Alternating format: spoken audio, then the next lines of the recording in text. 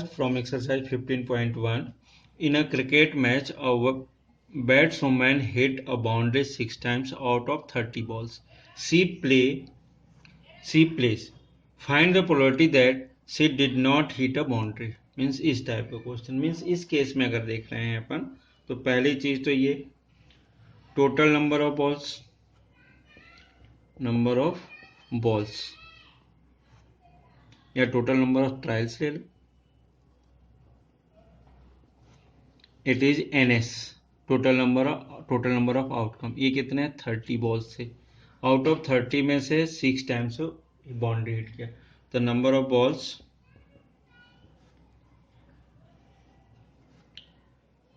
in which boundary hit, कितना दिया? 6. अब यहां पर देखना, she find the probability that she did not hit a boundary. इस क्वेश्चन को करने के दो तरीके हो सकते थे और दोनों तरीके सही हैं, ऐसा नहीं. 30 बॉल थे, 6 में बाउंड्री हिट किया, मतलब अगर इस 6 को इसमें से माइनस कर दें तो वो जो बचेगा 24, इट इज जिसमें वो बाउंड्री हिट नहीं किया होगा वो वाला मिल जाएगा. ये भी हो सकता है कि जो बाउंड्री हिट कर रहा था इसकी काउंट करें, हम 1 में से माइनस कर दें तो भी निकल जाएगा कि उसने उतने में नहीं किया था. तो दोनों चीजें हो सकती हैं. तो पहले अपन ये देख लेते हैं जो पूछ रहा हो. Number of balls in which boundary not hit. तो कितने हो जाएगा ये? 30 minus 6 becomes 24. It is a PE, sorry NE. E ले रहे हैं अपन, एक इवेंट ले रहे हैं जो कि means E denotes the E equals to the event that she did not hit a boundary. ये है. अब इस केस में अपन ने देंगे तो अगर PE कितना हो जाएगा? 20 NE upon NS. So it is equals to 24 upon 30. अगर इसको नॉर्मली अगर सॉल्व करें तो कितना आ जाएगा? 0.8. ये हमेशा ये वैल्यू होगी जो 0 to 1 के बीच में ही वेरी करती है. इस चीज का ध्यान, आंसर 0 to 1 के बीच में ही होता है. अब मैंने बोला था कि सपोज ये बात कर रहे हैं कि टोटल नंबर ट्रायल्स, तो हिट बाउंड्री, अगर E को बाउंड्री ले लें सेकेंड केस में, ये फर्स्ट था ओके था, इससे भी कर सकते हैं. सेकेंड पार्ट में अगर देख रहे हैं तो इसी क्वेश्चन को इस तरीके से भी कर सकते थे. जैसे PE, ये यहां पर PE की बात कर रहे हैं. E means hit the boundary.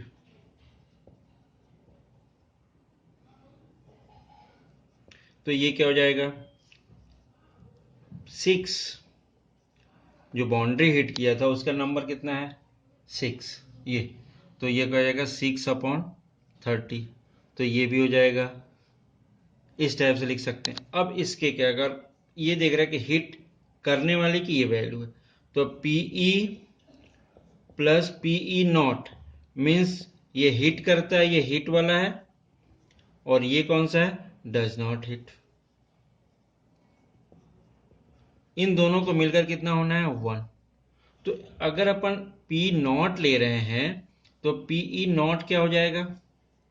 1 minus P. तो इस क्वेश्चन को अपन ये भी लिख सकते हैं PE not equals to 1 minus 6 upon 30. So 30 minus 6 upon 30, so it is equals to 24 upon 30. So it is equals to 0.8. Means किसी भी क्वेश्चंस को दोनों वे में, ऐसा यहाँ पर क्या, चूंकि अपन ने काउंट करके, चूंकि हमें काउंटेबल पार्ट था कि ये ऐसा है, इतने हिट कर रहा था तो कितने हिट नहीं करेगा, अपन ने काउंट करके माइनस करके निकाले. ऐसे केसेस में जिसमें काउंट नहीं कर पाएंगे तो उस केस में क्या करना पड़ेगा हमें? हैपेंस और डज नॉट हैपेंस का जो सम होगा वो किसके इक्वल हो जाएगा 1, और इस केस में अपन इस चीज को ऐसे भी फाइंड कर सकते हैं।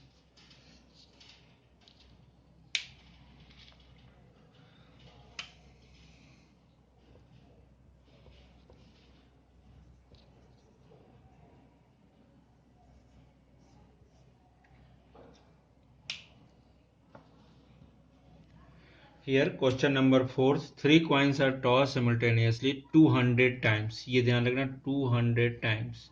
It is a total outcome.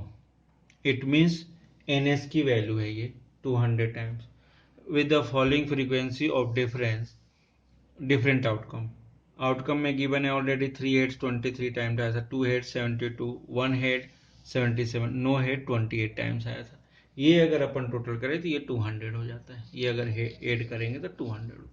अब इसमें क्या पूछ रहा हो, if 3 coins are tossed simultaneously again compute the probability of 2 heads coming up।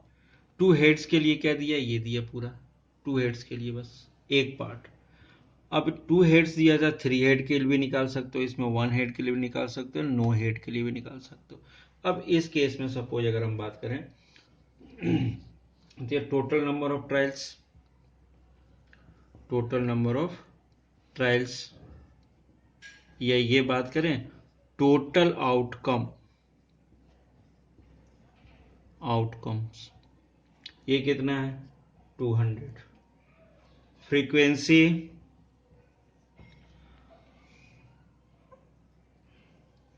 Frequency of 2 heads coming up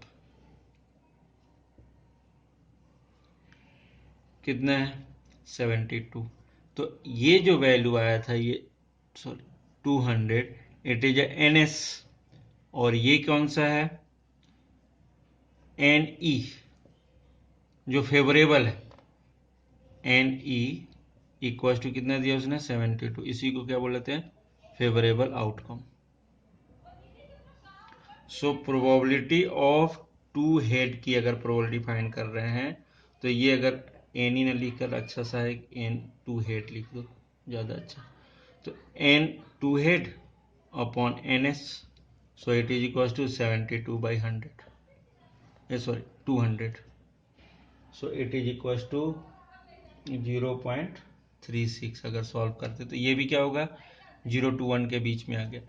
अब इस क्वेश्चन में इतने में कंप्लीट हो जाता क्वेश्चन जो उसने पूछा था। सपोज अगर इसी में प्रोबेबिलिटी ऑफ 3 हेड की पूछता, 3 हेड की बात करता तो एन 3 हेड, तो N 3 head upon N S, तो एन 3 हेड क्या हो जाता अगर ये देख रहे हैं तो 3 हेड कितना है 23, तो यहाँ पे लिख देते हैं 23 upon 200।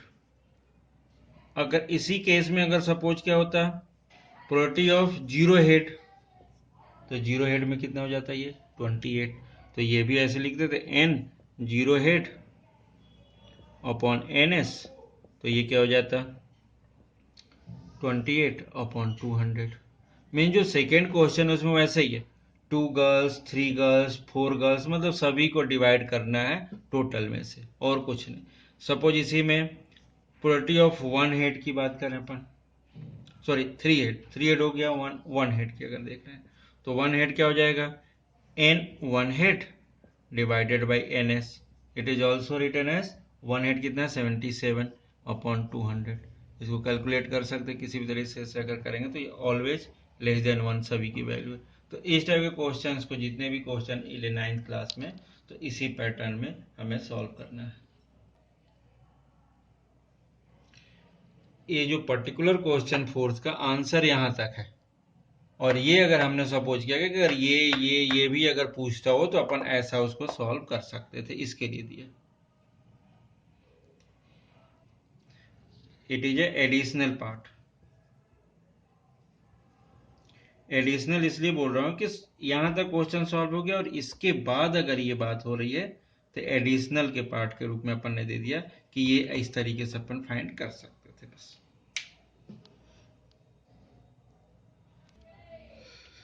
Here question number 9th, 11 bags of wheat flour each marked 5 kg actually contains the following weight of the flour in kg में given है 4.97, 4.05, 5.08, 5.03, 5.00, 5.06, 5.08, 4.98, 5.04, 5.07, 5.00. Find the probability that any of these bags chosen at random contains more than 5 kg of flour. More than 5 kg of flour. अब इस case में जब अपन बात कर रहे हैं तो सबसे पहले जो टोटल नंबर ऑफ बैग्स देखें कितने हो रहा है 1 2 3 4 5 6 7 8 9 10 एंड 11. तो पहले चाहिए तो टोटल नंबर ऑफ बैग्स कितने हो गए 11. अब ये जो बात इट इज एनएस 11 बैग्स हो गए. अब 11 में से मोर देन 5 kg वाले अगर देख रहे हैं तो अपन कितने हो रहे हैं 1 2 3 इसको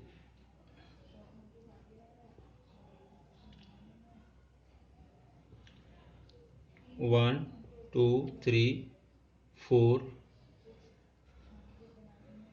5 6 एंड ये 7 means more than 5 kg. 5 kg नहीं लेना मोर देन 5 kg वाले 1 2 3 4 5 6 एंड 7. तो number of bags containing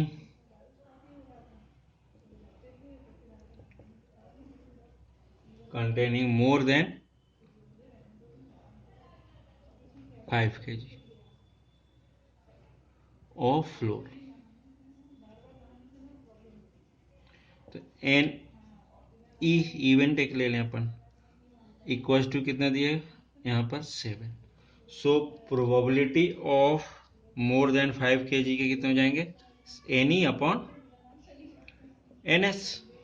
so it is equal to 7/11. इसको अगर डेसिमल में भी काउंट कर सकते हैं लेकिन ये लेस देन 1 ही है. तो ये पी हो गया. तो इस टाइप के जितने भी क्वेश्चंस मिल रहे हैं वो इसी टाइप से सॉल्व करना है. टेबल वाले क्वेश्चन भी ध्यान से देखना उसको भी सॉल्व कर सकते हो इसी टाइप से. टेबल की फ्रीक्वेंसी चेक करके अपन टेबल के थ्रू भी उसमें काउंट करते हैं और सॉल्व हो जाता है.